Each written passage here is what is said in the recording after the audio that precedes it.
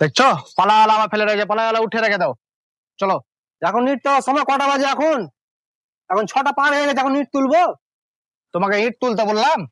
আরে সাধারণ তুমি কি একটুকু শুনতে পাও না? তো তুমি ইট তুলবো তো চলে যাও, নামাও গা, কত খানি দেখছি। আর আমার ওরকম পয়সার দরকার নাই ভাই, আমি কাজ করতে পারবো না 6টার পরে। এগুলো ফেলেছে কেন, জ্বালানি নাকি? তোমাকে তো বললাম এগুলাই তুলতে। হ্যাঁ, আর লোক আছে তাহলে লোক পাঠাও, ইট তুলবে তো। লিফটটাও তো ঢাকেনি, রাখো তো। 6টা বেজে গেছে তাও এখন বুঝে তুমি ইট তুলতে বলছো? এখন ইট তোলার সময়? এখন গোসল টোসল করে কাজ ফাজ ছেড়ে এনু, এখন গোসল টোসল করে একটু আরাম করবো, তখন বলছো তুমি ইট তুলতে। তোমাকে ইট তুলতে বলছি? হ্যাঁ, তুমি এগুলো যুক্তি সম্বন্ধে মধ্যে কথা বলছো। তোমাকে ইট তুলতে বলছি? তোমাকে ইট তুলতে কেন বলবো? তারপরে এসব কাঠ কাঠ ফাট গেলা নিজের একা গচ্ছে নিতে আছে, কাঠ গেলা পড়ে আছে, কেউ কোনোটা লেবার হেল্প করে না কো। কাঠগালা তো চারিদিকে ছিটিয়ে রেখেছো। একবার বলছো ইট, একবার বলছো বালি, কোন দিকে যাচ্ছে তুমি? আবার সকালে বলছো ডেরা কাজ করতে হবে, সকালবেলা এমসে প্লাস্টারের বালি তুলতে হবে, আবার বলছো এখন বলছো গাঁথনির বালি তুলতে হবে, ইট তুলতে হবে, কত কাজ করাবে? আমার দাদা অত টাকার দরকার নাই, ঠিক আছে? আমার ডিমান্ড যেটা, আমি সকাল থেকে যেটা প্রাপ্য আমি কাজ করে নিয়েছি, আর কাজ করতে পারবো না।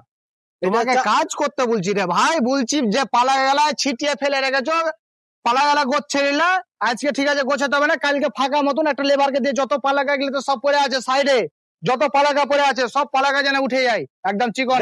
এইভাবে কাজ করা যায় নাকি? এখন কে বালি তুলে তোমার ছোট সময়তে? এখন কাজ করতে পারবো না গো। তোমাকে তো বালি তুলতে বললাম?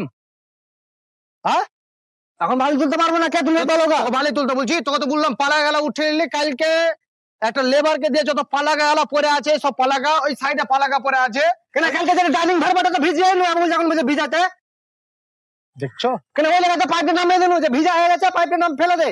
এখন তো আবার ভিজাতে যাবো নাকি? সকালে ভিজিয়ে নেবার একবার। তোমার কি একটু সাধারণ জ্ঞান নাই?